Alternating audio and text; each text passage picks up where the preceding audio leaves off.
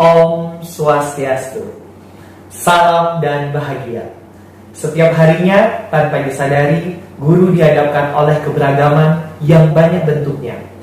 Mereka secara terus-menerus menghadapi tantangan yang beragam dan kerap kali harus melakukan dan memutuskan banyak hal dalam satu waktu.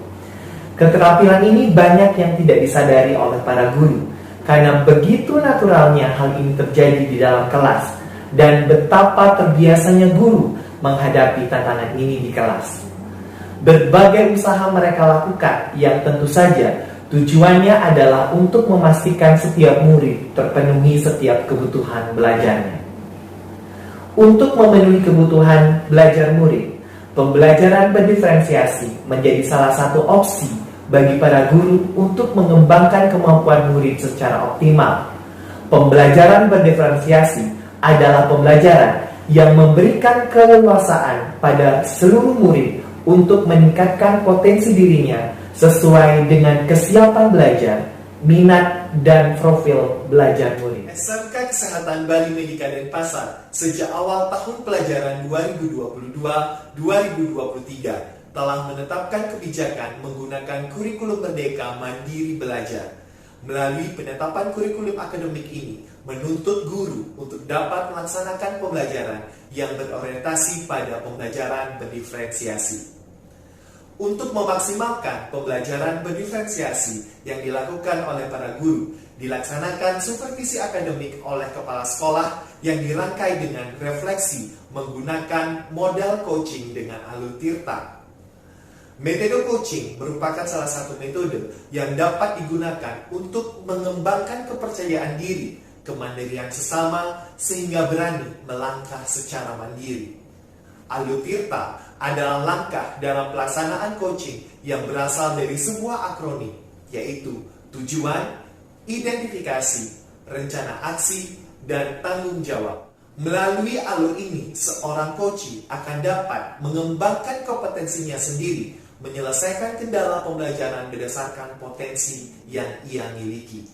Oleh sebab itu, diharapkan pelaksanaan supervisi akademik melalui coaching dengan alur tirta memaksimalkan pembelajaran berdiferensiasi di SMK Kesehatan Bali Medika Denpasar.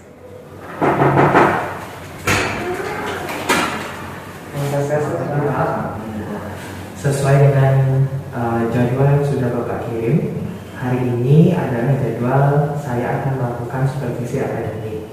Apakah Bapak sudah menyiapkan segala administrasinya, Pak? Baik, untuk administrasi sudah siap. Ya, terima kasih.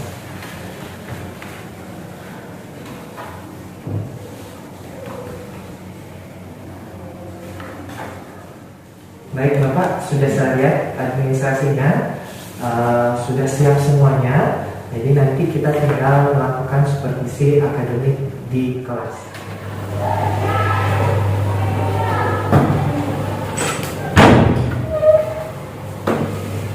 Padahasana tangan jali Om Swastiastu. Ini bahasa Bali, saking mawon, saya dapat dikobar utawi masalah. Mereka pakai saking alit-alit ini, saya kira untuk pemerintahan ini dapat dipresentasikan. Jadi kalian bebas mempresentasikan hasil dari diskusi kalian ini secara berkelompok, baik itu secara dengan menggunakan PowerPoint. Boleh juga menggunakan poster, boleh juga menggunakan semacam yang di belakang monitor. Jadi kalian buat semacam misalnya judulnya Krunel Legal, tempel contoh-contoh kata yang masuk Krunel Legal apa saja. Medianya bebas, jadi boleh juga kalau kalian ingin membuat video, silakan saja, jadi boleh. Untuk media presentasinya bebas. Jadi akan dibawakan pada pertemuan selanjutnya.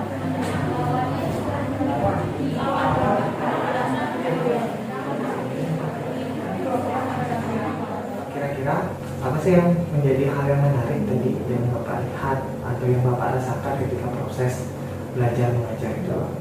Yang menarik adalah anak-anak mau untuk berdiskusi secara aktif dengan kelompoknya, itu untuk menanyakan yang mana sih kata dasar, yang mana sih Krunel Legal, yang mana Krunel Legal dan sebagainya. Mereka juga aktif ketika saya mengontrol mereka diskusi, mereka aktif menanyakan ya, Pak kalau ini artinya apa ya? Jadi mereka mendapat rangsangan untuk mengetahui bahasa Bali ini apa ya artinya seperti itu. Jadi siswa semakin aktif kan, Iya. seperti itu ya. Jadi dalam prosesnya itu yang membuat hal yang menarik mungkin dalam pembelajaran kita hari ini.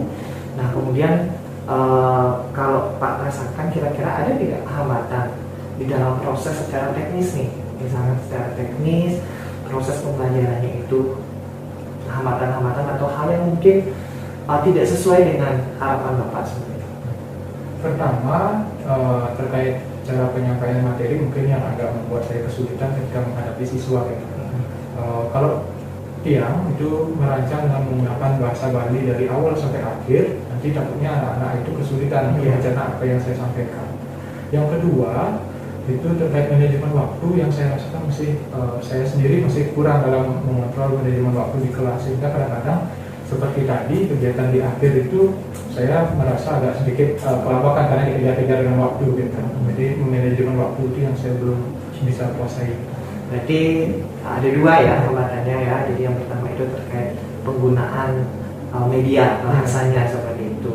Kemudian yang kedua itu terkait manajemen. Baik Pak, tadi kan saya sudah melihat nih bagaimana proses pembelajaran. Kemudian sejak awal semester kita juga sudah menggaungkan pembelajaran berdiferensiasi. Nah kira-kira nih Pak, di dalam proses pembelajaran yang sudah tadi Bapak lakukan, kita kan sudah mengenal adanya 3 jenis diferensiasi Pak Nggih. Ada diferensiasi konten, ada diferensiasi proses, kemudian juga ada diferensiasi produk. Nah kira-kira di dalam proses pembelajaran Bapak itu apakah semua model diferensiasi itu sudah Bapak laksanakan atau bagaimana Pak? Atau adakah yang tidak maksimal yang tadi Bapak rasakan seperti itu? Dari pembelajaran yang saya lakukan, yaitu yang kegiatan pembelajaran berdiferensiasi, ada satu yang mungkin belum saya terapkan secara maksimal, yaitu diferensiasi proses. Iya. Dimana untuk mengetahui minat bakat siswa itu belum saya pahami secara maksimal, jadi saya belum tahu karakteristik siswa itu. Jadi mereka sebagai peserta didik mau pembelajaran yang bagaimana agar mereka mau tertarik dan mau agar pembelajaran itu menyenangkan bagi mereka, seperti itu. Itu sih Pak. Oke, baik. Nah, kira-kira nih Pak, jadi Bapak sudah mengatakan bahwa yang belum maksimal itu adalah diferensiasi proses ya. Kemudian tadi saya juga lihat diferensiasi konten sudah ada, kemudian diferensiasi produk juga sudah ada. Mungkin proses tadi seperti yang Pak sampaikan, proses belum maksimal. Nah, kira-kira nih Pak, apa sih yang dapat Bapak lakukan ya agar diferensiasi proses ini juga bisa maksimal nih dilaksanakan di kelas atau di dalam pembelajaran Bapak? Tentunya saya harus mengenal peserta didik satu persatu untuk mengetahui karakteristik mereka. Jadi saya harus petakan peserta didik dulu. Iya. Jadi untuk mengetahui minat mereka di bahasa Bali itu ada apa gitu. Jadi kalau berbicara terkait bahasa Bali itu sebenarnya ada 3, aksara, sastra, dan bahasa. Ya. Nanti saya bisa petakan siswa itu minatnya di bidang apa, apakah di bidang bahasa atau di bidang aksara. Itu yang saya harus lakukan.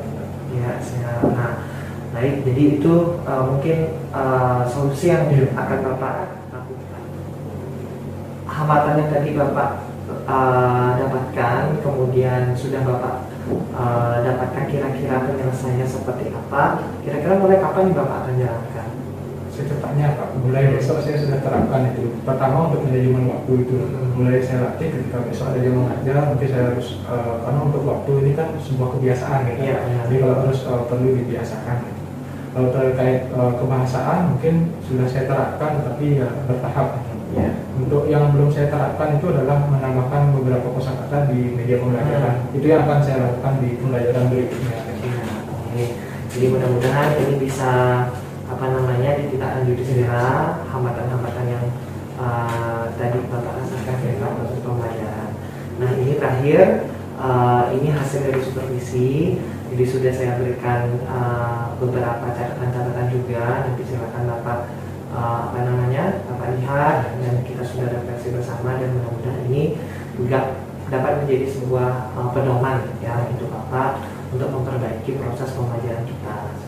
Oke, baik itu saja Pak. Terima kasih atas kesempatan. Kegiatan refleksi dalam supervisi akademik ini sangat membantu saya khususnya untuk mengevaluasi diri sendiri ketika melakukan proses pembelajaran di kelas, dan Jadi bagaimana mengelola pembelajaran dengan baik, dengan efisien, dengan manajemen waktu. Tadi ketika melakukan refleksi dengan Bapak Kepala Sekolah, jadi hal itu sangat membantu saya untuk meningkatkan kualitas diri menjadi seorang pendidik ke depan agar mampu mengelola kelas dengan baik, menyampaikan materi dengan baik, sehingga anak-anak didik mampu belajar dengan merasa nyaman dan mampu mendapatkan materi yang memang mereka butuhkan. Terima kasih.